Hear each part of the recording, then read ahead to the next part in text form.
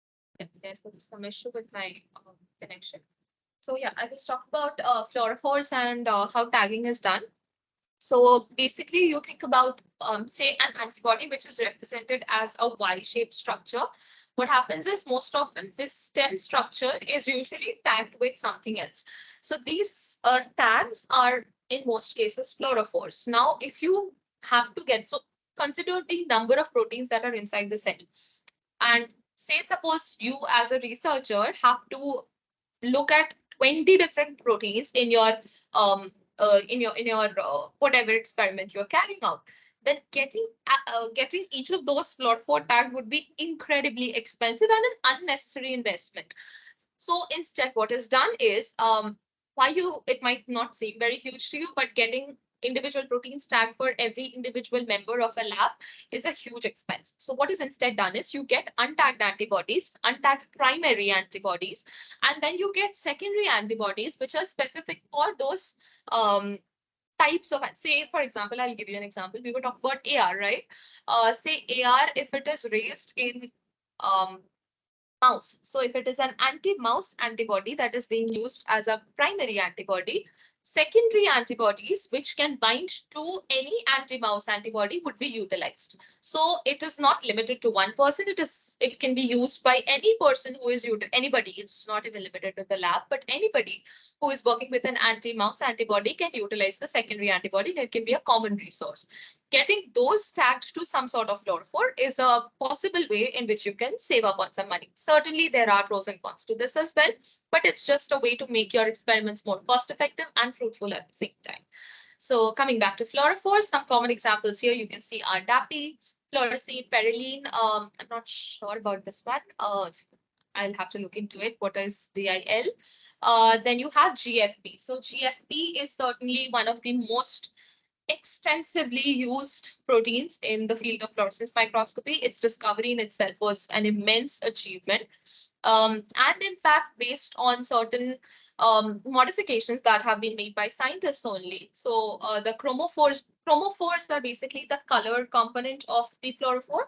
So changing some components of the chromophores within GFP has actually led to different variants of it. You have YFP, which is yellow fluorescence protein, RFP, red fluorescence protein, and so on and so forth. So what it has done is it has expanded the range over which you can visualize. So when you use GFP, YFP, CFP, different tags for different proteins, you can visualize multiple things at the same time. So its use has expanded many, many folds in the past few years. Then comes the concept of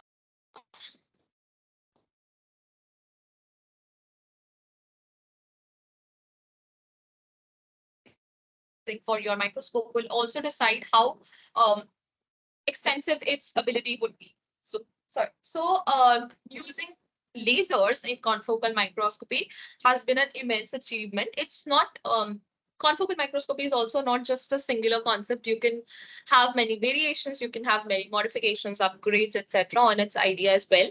But basically, what its idea is to use a laser to look at individual planes of an object. So let me just get into the idea. Yeah. So here in this schematic, which shows the concept quite well, basically what you're seeing here is that if you have a thick sample, or it does not even have to be a thick sample, if you're even taking a single cell, within that cell, you have so much that is going around. You have all these biological macromolecules, you have tons and tons of proteins. You have the cytoskeletal components. You have some sort of a movement of vesicles that is going around. So all of this is creating a lot of crowd for you that is not making your image clear. Plus, also what happens is that it can so happen that since the cell is a sphere, most you can assume in most cases to be a sort of spherical structure, your protein can be present in here, anywhere. What you are seeing when you are just taking an image of that cell is that there is something on the top and you're not able to really capture, whereas the cells are present somewhere within the, whereas your protein is present somewhere else within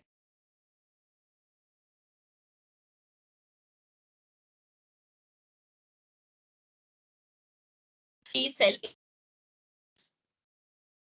Oh, yeah, my network keeps getting interrupted. So what it effectively does is that it is cutting down the cell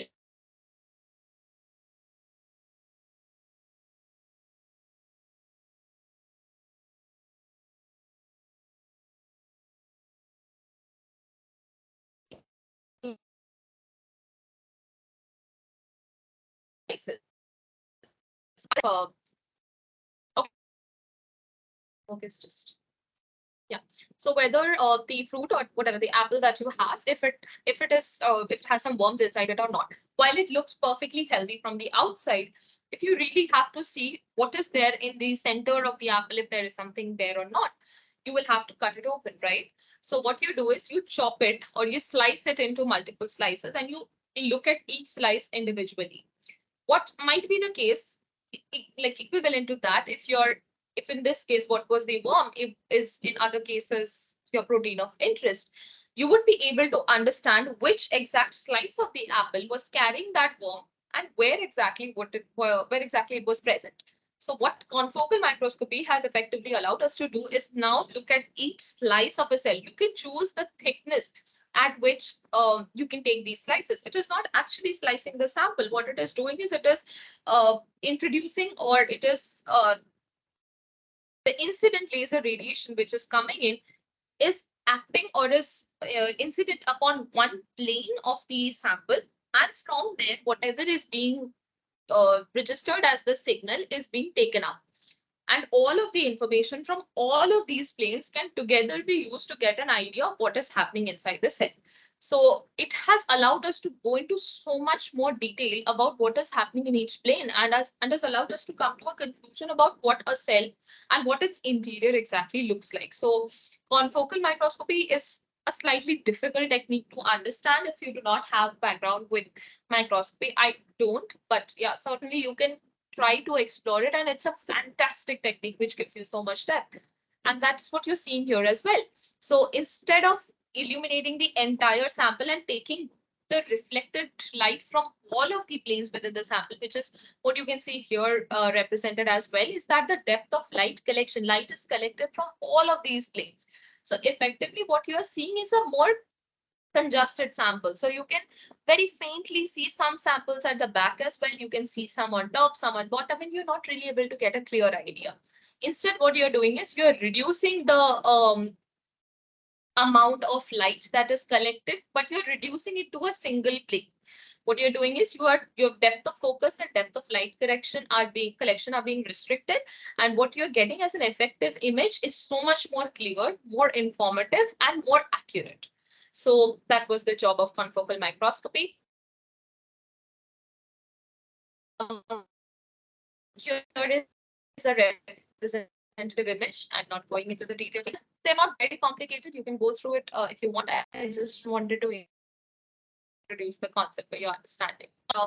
Let me just read it over. So coherent light emitted by the excitation source, which is lasers, it passes through a pinhole aperture situated in a conjugate plane with a scanning point on the specimen and a second pinhole aperture positioned in front of the detector. So you have your illumination source, you have your pinhole aperture, you have your specimen on which it is getting incident, and you have a second pinhole aperture which is positioned in front of the PMD or detector.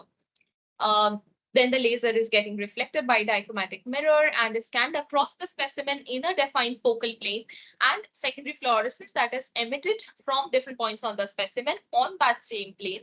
They pass back to the dichroic mirror and they are focused as a confocal point in the detector. Just waiting.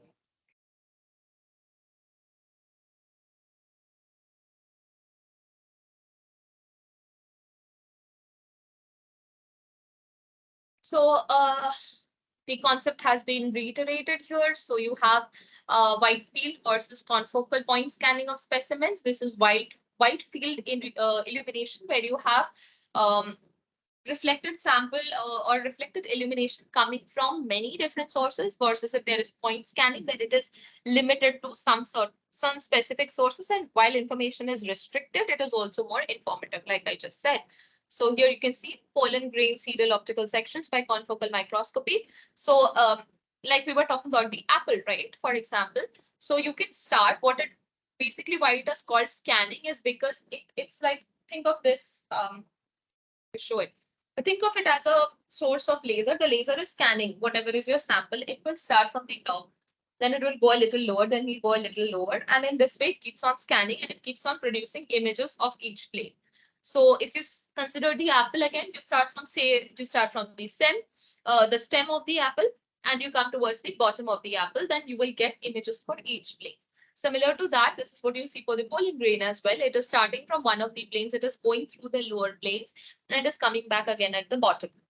And what you effectively get is a holistic idea of what is happening in each plane. So here you can see some 3D images as well, like I talked about. These are just representative images that are shown there. I think these were also some images that were there. I'm not sure what these are for, but yeah. This is another variant of spinning disc confocal microscopes. Like I said, confocal microscopy also has a lot of variation. And what it basically talks about is that speed limitation that is associated with point scanning confocal microscopes. It can be considered a limitation because of the restriction till or the time that it takes for confocal microscopy to actually do. And instead, what you do is you can take multiple excitation beams that are all working in parallel, and it is used for spatiotemporal imaging of live cells. So these are quite advanced topics. If you're going into an imaging course, these are relevant. For now, for cell biology introduction, it is certainly not required. Here you talk about the resolution of optical microscopy or the spreading of a light wave as it passes through a small aperture, or it is focused to a tiny spot. So what you want is you want to generate diffraction unlimited images. So what you want is that yeah, so basically the idea of diffraction that we talked about previously as well, it is what is limiting how clear or how resolved the images that are produced by microscopy can be. And so the idea is that we want to get it as cleared out as possible. So there are different techniques for that. There are the STED microscopy, SSM microscopy, etc. Then you have STORM, PALM, and FPALM. These are more, this is another class of microscopes. I'll just go over the definitions. So there are two broad classes of techniques that are used to overcome the limit of diffraction. So the first is for ensemble imaging approaches, where you use patterned illumination to spatially modulate the fluorescence behavior of molecules within a diffraction limited region. So you make sure that not all of the molecules emit simultaneously. And these include STED, resolved, and SSIM that I talked about. The other idea is single molecule imaging using photo switching. This is a much more advanced concept. I don't think we need to get into it. And it includes STORM and PALM. You can take the concepts just as it is, and you can see that STORM basically leads to super resolution. STORM is known as a super resolution microscopic technique. And as you can see, it is giving you very clear images. And what it here has been mentioned is that despite whatever advantages you see for traditional fluorescence microscopy, you see that the resolution limit is of course something that is restricting it. So STORM is one of the imaging techniques that has gone forward and that has tried to overcome its limitations there. So you can see the clarity with which you can observe images when you're using techniques like STORM, and it involves the use of different types of chromophores as well. And confocal is often also associated with one very important technique, which is deconvolution. So you have a raw image, you have a deconvoluted image. So what it does is it is doing some sort of it is incorporating a program basically so that it can clear up an image, or it can recover an image that is getting distorted because of some sort of convolution. So it's very commonly used in the concept of microscopy, and it was given forth by Huygens, I think. And here you see the electron microscopy techniques, which are transmission electron microscope and scanning electron microscope. You can see the scientists that are credited with the same. Ernst Runska is the creator behind the concept of TEM, or transmission electron microscopy, whereas Max Noll is credited with scanning electron microscopy. And this is one of the hot topics of the field of structural biology, considering the incredible advantages that lie with this technique, which is cryo-electron microscopy. And it gives you some insight. I think we discussed this when we were talking about X-ray as well for protein 3D structure. So cryo-EM tomography, it is allowing you to understand the 3D structure of cells inside, or 3D structure of subcellular components as well, with extensive detail. So it's a very it's a currently very interesting topic for researchers around the world, and it is certainly being explored as well in equal depth. It's the same lectures.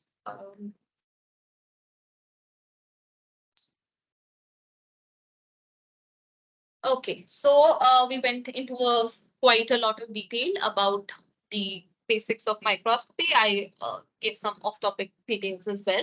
Now we'll realign and come back to the concept of basic biology of cells. So the reason why we went into the idea of microscopy was because we wanted to see what is inside the cell. So that is why we went into all of those techniques, that the idea behind it, how you can do it, what is required, etc. Now, this has been done for many years, many decades, many scientists, many groups across the world have been doing it. And what has been understood is what is framing our current idea, current concepts of cell biology. So whenever we talk about cell biology, the two major groups that we can classify them into are eukaryotes and prokaryotes, very simply putting it.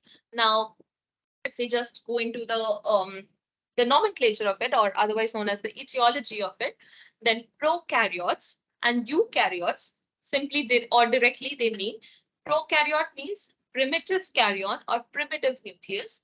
Eukaryon directly means more advanced nucleus. So that is just by the name of it, there is a distinction between the two. So while prokaryotic cells, they mainly involve, okay, let's not get detailed about it. But the key distinction between the two was initially made on the basis of the difference in the nuclei. So when we say primitive nucleus, we mean that it is not very compartmentalized. The DNA within that nucleus is not very organized, or it's not really present in the form of chromosomes, or in the form of heterochromatin, euchromatin that we see in case of eukaryotes, but it is a lot more primitive compared to that of advanced, relatively advanced or more complex organisms like eukaryotes. They are Prokaryotes are very directly saying they are simply built. They are relatively simple organisms, but you should not be fooled by that, because the way in which prokaryotes have managed to survive everything that has happened to mankind till date, and they are still alive and they're still thriving, and they are so capable of taking over um, the human life. The reason I say taking over is because you will find a huge number of diseases that are caused by prokaryotes, and that are still getting caused by prokaryotes despite all of the different drugs that we have. They have, if you've just anybody of you has come across anyone you know that has taken antibiotics very erratically and has not taken it under the advice of a doctor, they often suffer from antibiotic resistance. So these drugs which are designed against these prokaryotic organisms, these organisms have learned how to evade them and how to survive against them. And they probably continue to do so. So this simple build also makes it very easy for them to adapt to whatever is changing in the environment and to become stronger. So you might always not necessarily have need to have very complex organisms to be able to live better. So here we see that if we talk about the simple build of prokaryotes, what we basically see is that there's a cytoplasm or cytosol, as we know it, there's which is the inner fluidy part of a prokaryote, and or prokaryote, not just prokaryote of any cell. There is DNA which is not very well organized or well contained in a compartmentalized nucleus, but instead it is present in the form of sort of a diffused structure, which is like a nucleoid. There are pili on the surface, which are little extensions, tiny hair-like extensions on the surface of bacteria, which allow them to adhere to things or stick to whatever is around them. They have one long, in most cases, flagellated prokaryotes. They have a long flagella, which is very useful for them to, for their motility, for their locomotion, for them to move around. And they certainly have ribosomes because they also need to produce proteins. So their build is comparatively simple and very useful. Here we see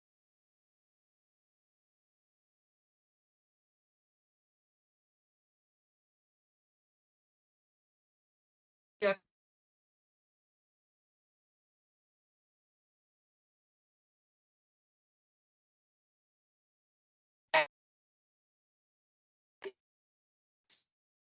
bacteria. In this case, prokaryotes can span further. But yeah, bacteria are certainly capable of, most bacteria are capable of binary fission. So they divide really fast and they are able to form a colony. But as individuals, they live as unicellular organisms and not multicellular in nature.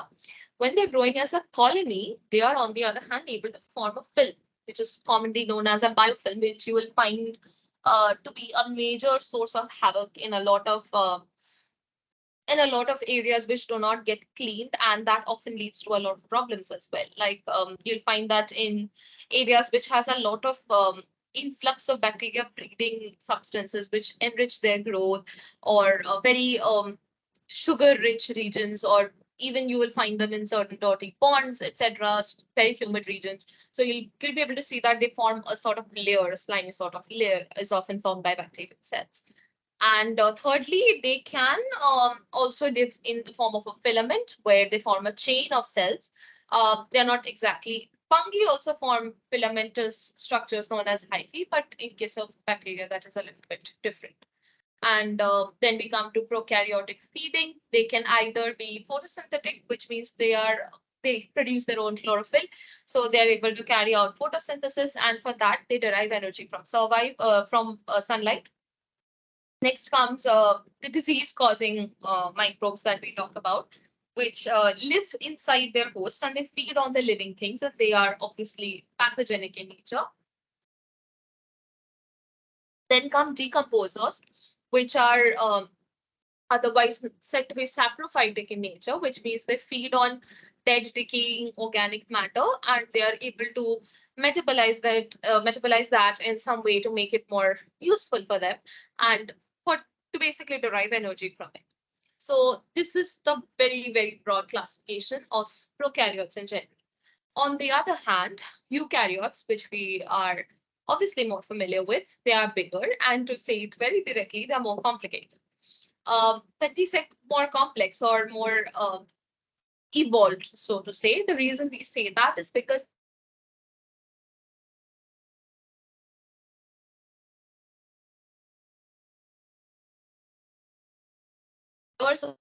the amount of they are they have many more organelles, they have chromosomes, or they have genetic material organized in the form of chromosomes.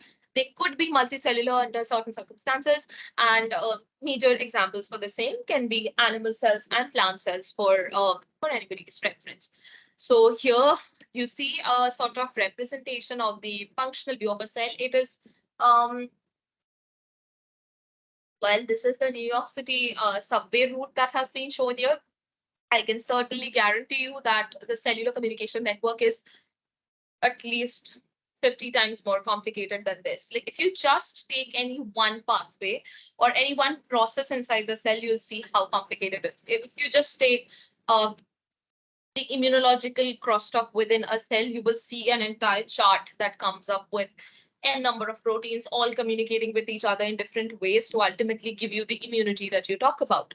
And there are n number of such pathways that are all allowing a living organism to survive as a whole. So you can read as much as you can about a cell, you can discover as much as you can, but as humans, we are still limited to the capacity to which we can really understand how a cell works. So while artificial cell concepts are very much in full flow, it is quite debatable if we'll ever be able to get to the extent of complexity that an actual living cell by itself is capable of having.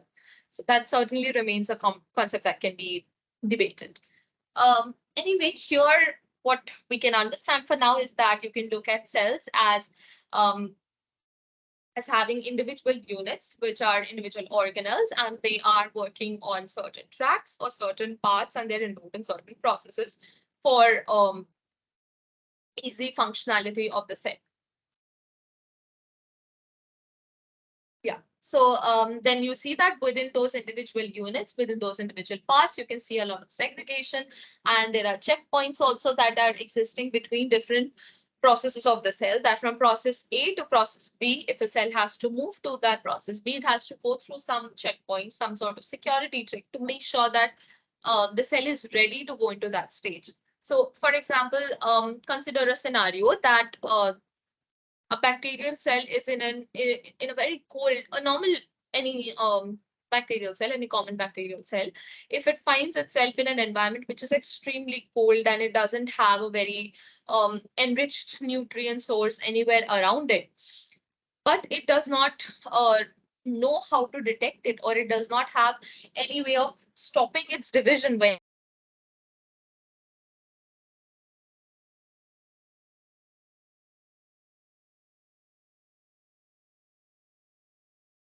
circumstances, and therefore those checkpoints play that critical role of ensuring that cell survival in the long run without unnecessarily dividing. And then you can see that there are multiple command centers also within the cell to kind of give an analogy of the New York subway network that we were talking about. Then you can see here that they're all together working to create a comprehensive view of the cell. This kind of gives the same idea that if a cell spilled over, this is what you'll be able to see. And here you can see that there are different components of the cell which are all performing, or different types of cells which are all performing their own functions, and they're doing so in different regions of the cells as well. Here the basic idea of cellular evolution was introduced, where you can see the putative process or putative steps that might have occurred in the course of evolution, from which you got the first living cells to photosynthetic cells, because they were only surrounded by light or sunlight as a source of energy.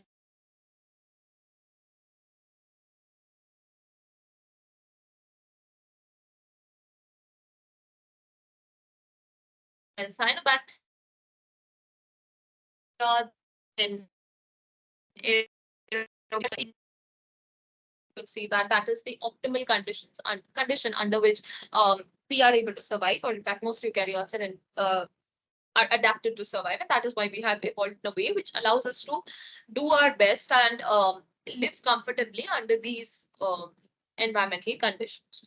So this is kind of the timeline that was represented there. Coming to the interior of a cell, I don't think this will take long, but basically, yeah, coming to the interior of the cell, what you basically look at are the different components. Certainly, the first and the most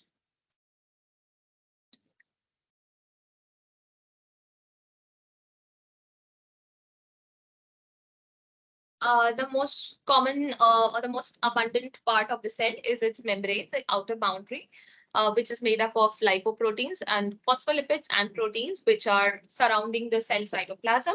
They're present in all cells. Cells might or might not have a cell wall, but they certainly have a cell membrane. And here you can see the ER, the ribosomes, the microtubules, lysosomes, smooth endoplasmic reticulum, centrioles, nucleus, nucleolus, within it the chromatin, nuclear pore, nuclear envelope, Golgi complex, all of the different parts that have been labeled, but of which the outermost layer is the cell membrane or the plasma membrane, which is something that will be explored in way more detail, because the plasma membrane by itself was a very, very interesting area of study, and the model of the plasma membrane took a lot of time to emerge as well. The fluid mosaic theory, which is now the most accepted form. It also has open-ended debates going on, but it used to be the most accepted form at some point of time. Then comes the nucleus, certainly, which is so-called believed to be one of the commanding centers of the cell. However, its major role is containing the DNA. Commanding is not always its job, but certainly it houses one of the most important components of the cell, the genetic material. So the DNA, basically. So it is located within the nucleus. It is not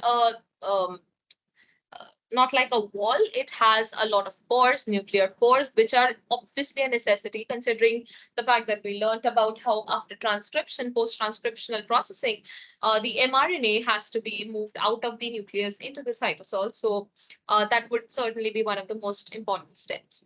So that is the nucleus. Then comes the mitochondrion, which is responsible for making up the cell's energy. And for more energy requirement, to adjust to the increased energy requirement, more and more mitochondria would be needed inside a cell. Then come ribosomes, which obviously, as we have extensively studied before, they are responsible for building proteins from amino acids in the cytoplasm. Ribosomes can either be free floating or they can be attached to the endoplasmic reticulum. So one thing that you must keep in mind, and I think I might have mentioned it before as well, that ER or endoplasmic reticulum is usually in direct contact with the nucleus, because you would require like the synthesized mRNA, if it is undergoing translation, the ribosomes that are attached to the rough endoplasmic reticulum, they are capable of performing that job immediately. And in many cases, for certain types of proteins, co-transcriptional translation is required, which means that as soon as transcription is completed, immediately you want that mRNA to be translated inside the ER for certain processes. So that is another topic that has to be looked into. If you're interested, you can study a vesicular trafficking, basically, in which ER plays the most important role. And for that reason, ER is localized very close to the nucleus, and it's able to perform its job. And ribosomes, while here it is written that ribosome is made of RNA, it's not exactly true. Ribosome is made up of RNA as well as protein. So together they form the ribosome, but certainly the catalytic component of a ribosome is the RNA, which is why we had also talked about how the RNA part of it, which is why, no, let me say it this way, that the ribosome was also considered to be a ribozyme, and it supported the RNA world hypothesis as well. Then coming to the endoplasmic reticulum, ER, like we said, it could either be smooth endoplasmic reticulum or rough. If it is smooth endoplasmic reticulum, represented as smooth ER or SER, majorly its job is lipid biosynthesis and for carbohydrate biosynthesis. On the other hand, it might also be rough endoplasmic reticulum, which has ribosomes on top of it that stores the proteins or that houses the proteins. I wouldn't necessarily say store, because that has certain other destinations to reach as well. But yeah, temporary housing of the proteins is done by rough endoplasmic reticulum for sure. Um, then comes Golgi complex. So the Golgi basically takes in stacks of raw materials from the ER, and it sends out stacks containing the finished. So the vesicular trafficking part that I was talking about. So the protein, the mRNA, it attaches to the endoplasmic reticulum. From there, the protein which is synthesized is released in the ER. From the ER, it can go through Golgi. This is medial and trans Golgi, and then it can go wherever it is supposed to go. Might be the nucleus, might be the cell surface, might be lysosomes, wherever it is directed. That trafficking is carried out by ER and Golgi. Lysosomes. So if you've had some introduction to lysosomes before, they're commonly known as the suicidal bags of the cell. Not exactly necessarily that is their only function. Their job is to have um, equipment ready to digest cells and digest cellular components if it is required. Basically, they are vesicular structures that are filled with digestive enzymes, and they can degrade or break down anything inside the cell that is not required, so that it can be used as a source of energy. And not just cellular components, but also any sort of food or energy source that might be consumed by that cell by itself, that also is broken down and is also utilized by action of the lysosomes as well. Then come centrioles. So centrioles are a pair of bundled tubes. That's quite a simplified representation or idea of what centrioles are, but basically their role comes during cell division, and they are like these sort of anchored points within the cell, which is ensuring that, it can, like, if you think about it in a way that uh well, I can't think of a better analogy than an anchor, but yeah, if you think about the fact that there are two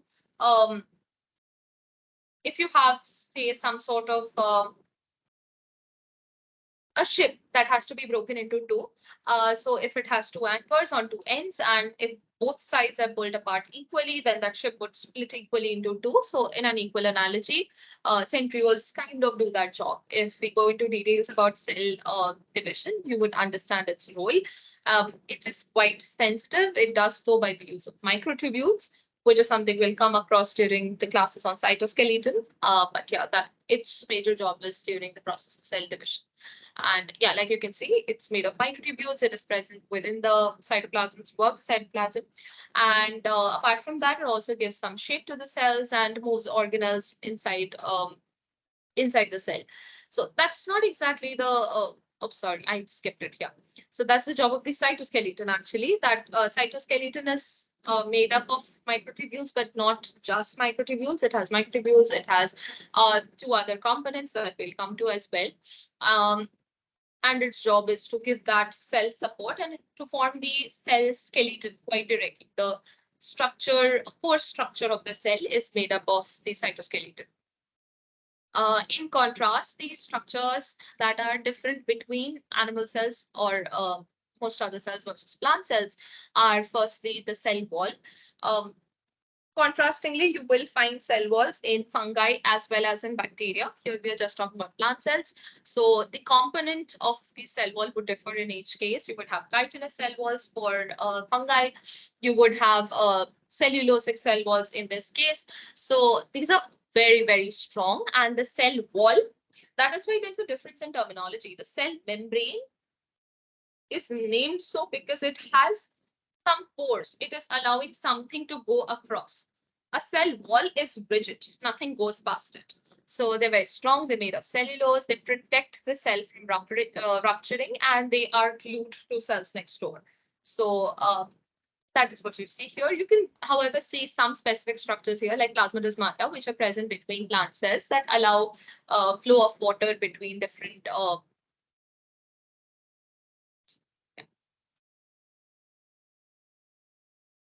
which allows some tissue. Yeah. Which allows the exchange of water or the flow of water between different components of plant cells. Then come vacuoles. Vacuoles are these water-filled sacs that are present in plant cells. They are required for turgor pressure, which is a specific. I'm sure you must have come across it before, but yeah, turgor pressure is maintained by the vacuole. Not, yeah, by the vacuole that is present within plant cells, which maintains the shape of the cell as well. And it is also responsible for storing starch. And certainly you come across chloroplasts. Yeah. So chloroplasts, which are obviously the name chloro comes because of the idea of chlorophyll, the presence of chlorophyll, and within these plant cells, and they are capable of using the solar energy and turning it into energy that can actually be utilized by the cell by, of course, by the process of photosynthesis. And what it would effectively do is it would produce sugar molecules that can actually be utilized by the cell for its long-term survival. And this will be the last topic, and I'll try to wrap it up quickly. Which was on complexity and compartmentalization. So this is the basic idea of endosymbiotic theory that was explored. So how it was believed that from the prokaryotic origin, how we have eventually gradually moved on to the modern eukaryotes as we know them today. So you can see that there were some initial enfoldings in the plasma membrane that gave rise to the endomembrane compartments. Endomembrane literally means internal membranes, and that includes the ER and the nuclear membrane as well. And second endosymbiotic event was considered to be where an eukaryote must have consumed aerobic bacteria, and that aerobic bacteria has now evolved to form what we understand as mitochondria. Then there was, this was the first endosymbiotic event. The second endosymbiotic event has, okay, first I think I should explain the term endosymbiosis. Basically, symbiosis is a sort of interaction between two living molecules or two living entities when both of the contributing partners, they benefit from each other, benefit in terms of either that can be food, it can be energy, it can be shelter, etc. So Okay, so that is the concept of symbiosis. Now, when it is endosymbiosis, it basically means one of the contributing partners to the, or one of the symbiotic partners is completely engulfing or is eating up the other partner, thereby leading to symbiosis, which is occurring within the first organism, which is what we are seeing in this case, that the eukaryotic cell had engulfed prokaryotic uh, aerobic bacteria particularly, and that has over the course of evolution become a part of the cell. Because why would a cell keep it at all? The reason the prokaryotic cell kept that aerobic bacteria is because it saw that it allowed the bacterial cell, the presence of the bacterial cell must have allowed these individual cells to survive better considering the current environment, and therefore they were not just kept but they were duplicated as well. And it is believed that in a second endosymbiotic event, it also consumed some photosynthetic bacteria that evolved into chloroplast, and that is giving the modern photosynthetic eukaryote. On the other hand, where there are no chloroplasts, that is the modern heterotrophic eukaryote, which are cells that you and I and all of us have. So this is the idea of endosymbiotic theory that was brought forth by Lynn Margulis in 1981. There are a lot of very, very contrasting opinions about the concept because um, there is no short way to prove it. There are some experimental evidence that you can use to support the hypothesis, but of course, you can't really say for sure unless there is some technique that is used to establish the phylogenetic relationship. Maybe we'll find out in a few years, but for now, it's a debated topic. So yeah, basically that's what I explained here, that endo is inside, symbiote is a friend. The eukaryote, yeah, this is an error. The eukaryotic ancestor eats the smaller prokaryote, and the smaller prokaryote, on the other hand, it lives inside this new host because it is useful to that cell as well. It does not have to go around searching for food. It is deriving its own source. And it is also finding a way to avoid being digested because it is helpful for the parent cell as well. So yeah, here you can see a similar representation of the same thing that we talked about.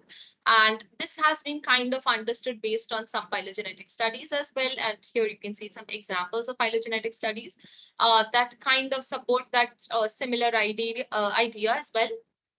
Yeah, that they started off with some prokaryotic ancestor, then there was primary endosymbiosis, aerobic bacteria was engulfed. I'll just zoom in here. Yeah. So aerobic bacteria was engulfed and it became the mitochondria that gave rise to eukaryotes. Among eukaryotes, when there is primary endosymbiosis, it is leading to formation of cyanobacteria, which are giving rise to plants and algae eventually. Then when there is secondary endosymbiosis, red alga is also engulfed, that is giving rise to euglenoids and red algae. Then we also have brown algae and diatoms, where red alga is engulfed and it becomes the chloroplast. Then you have tertiary endosymbiosis, where brown alga is engulfed and becomes the chloroplast. There you have dinoflagellates, fungi, dinoflagellates that are being produced. While on the other hand, when just after primary endosymbiosis, when the eukaryotes directly evolved, they could have given rise to fungi and animals as we know them today. They do not carry these chloroplast or colorful uh, compartments that we are familiar with for the other cases. So yeah, I think that covers the topics that were part of this week's lecture. So just to wrap it up once. So basically, first initial topics were on introduction to microscopy, the basic concepts, the potential advanced topics that could be explored. Um, Secondly, we looked at what happens within the cell, what are the different components of a cell, the individual organelles, their overall function, the details of it. And then we came to the endosymbiotic theory, the idea behind it, why it was proposed, how it could be studied, what are the open-ended questions, etc. So I'm not discussing the assignment for week 4 right now. I will bring it up in the session on Sunday, just day after tomorrow. So if you have doubts about that, please hold on to it. For now, these are some of the sample questions that I already had prepared. I'm just discussing this before I conclude the session for today. So yeah, so the first question is that which of the following statements about the endosymbiotic theory or the endosymbiotic theory is correct? First is that mitochondria evolved from photosynthetic bacteria while chloroplasts were aerobic bacteria. Obviously, the concept is flipped here. Then came that mitochondria evolved from aerobic bacteria, while chloroplast evolved from photosynthetic bacteria, obviously the correct one. The other two options are also just saying the opposite. So option B is correct. Second is that which of the following is not a difference between prokaryotes and eukaryotes? That is, which of the following is shared by both? It's not a point of differentiation. Both prokaryotes and eukaryotes have them. So is it the size, is it DNA organization, or is it mitochondria? Certainly, size difference is present. DNA organization is quite extensively different. Mitochondria is absent in case of prokaryotes. Most prokaryotes, there would be exceptions to this, I'm sure. But yeah, using ATP as the form of energy is a point of similarity for both prokaryotic and eukaryotic organisms. Then in question 3, we are asked that dash is the ability of the microscope to distinguish between two adjacent objects as distinct and separate. So that is understood by the resolution, obviously. We are seeing here, I mean, obviously because we discussed that topic before. You have also have focus, wavelength, and magnification, but none of these are the abilities of the microscope, right? Wavelength is something that you are choosing. Magnification is something you can adjust. Focus is also something that you can adjust based on fine and coarse adjustments. But how capable is that microscope? What is the extent to which it can give you clarity in the image that you're capturing? That is the resolving power of the microscope and the system that it has installed within itself. So option B is the correct option. In question 4, we are asked that dash is the ability of a molecule to absorb light of one wavelength and emit light of the same or longer wavelength. So just because we discussed it a little while ago, you know that the answer to this is fluorescence. That is the concept of fluorescence exactly is that. You can look at chemiluminescence. It's a different concept. It produces luminescence. It produces light as well. But the reason why it does so is there's a chemistry behind it. There is a enzyme an enzymatic reaction which takes place that is leading to the signal that you are able to observe. Spontaneous emission is obviously not the correct case, and radioactivity concept is obviously different. So you can explore those if you are interested in it. But fluorescence is the capacity of the molecule that is able to emit higher wavelength lights, which is what we have explored in fluorescence microscopy as well. Then in question 5, we are asked that which of the following cell types contains a plasma membrane? Plant cells, animal cells, bacterial cells, or all of the above. So like we discussed in the properties of plasma membrane, they are present in all types of cells. So irrespective of what they are, you need to have a cell boundary. If there is no boundary, it is just like a mass of fluid along with a lot of organelles inside it, which does not make sense. Uh, then coming to option 6, the typical size of a prokaryotic cell is in the range 100 to 200 microns, 1 to 10 microns, 0.1 to 0.5 nanometers, or 10 to 100 nanometers. So prokaryotic cells, they usually range somewhere around 1 to 5 or 1 to 10 microns. So that would be the correct answer here. So an easy way of remembering it is that it's microscopy, these are microbes. So they are usually in the order of micrometers. So that's not the correct measurement for it, but yeah, that's an easy way to just remember it for the time being. Just I think 2 more slides and then we are wrapped up. In 7, we are being asked that which of the following statements are true. So eukaryotic cells contain DNA, prokaryotic cells lack it. No. Both prokaryotic and eukaryotic cells contain nucleus bound by a nuclear membrane. No, prokaryotes do not have the same. Prokaryotes have a cell wall made up of chitin, and eukaryotes have a cell wall made up of peptidoglycans. Obviously not true. Eukaryotes don't necessarily have a cell wall at all. And prokaryotes always also do not necessarily have a wall made up of chitin. They mostly have peptidoglycans in their cell wall. So the correct answer is option 3, which is prokaryotic cells lack membrane-bound organelles. Eukaryotes possess the same. In question 8, we are asked which of the statements on organization of DNA in prokaryotes and eukaryotes is false. So in eukaryotes, the genomic DNA is packaged into chromosomes, which is true. Prokaryotes carry a single double-stranded DNA. Not exactly. I mean, it's not. We can think of it as nucleoids. So yeah, maybe you can think of it as single double-stranded DNA. Or in case if it is carried in the form of a plasmid, then also you can draw a similar analogy. Then in third option, in eukaryotic cells, the genomic DNA is condensed and held in a region called nucleoid. So this organization is obviously a part of prokaryotes. So this statement is obviously false because eukaryotes do not have such undefined nuclei. And in option 4, we are asked that in prokaryotes, the genomic DNA is not separated from the rest of the cell by a nuclear membrane. Also, it is not a false statement. So in question 9, we are asked that which of the following features supports the idea of mitochondria being an endosymbiont? A, that it is a double membrane organelle, double membrane bound organelle, true. Mitochondria carries its own DNA, true. There are examples of similar codons also encoding for different amino acids in mitochondria versus the nucleus. We had discussed this during universality of the genetic code also, that while it is mostly universal, there are some deviations that we can see, some exceptions that we can see for certain amino acids that are encoded by different codons in nucleus versus in mitochondria. So these are supporting the endosymbiont theory.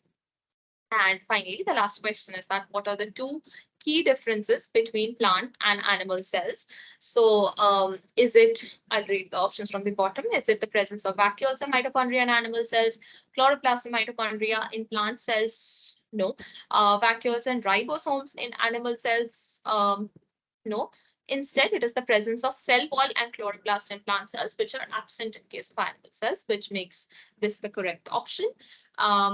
Thereby concluding the sample questions that I have prepared for this week. So I think I'm done from my part for now. If anybody has any questions, please go ahead and ask it. And once you're done, then we can conclude the session for today.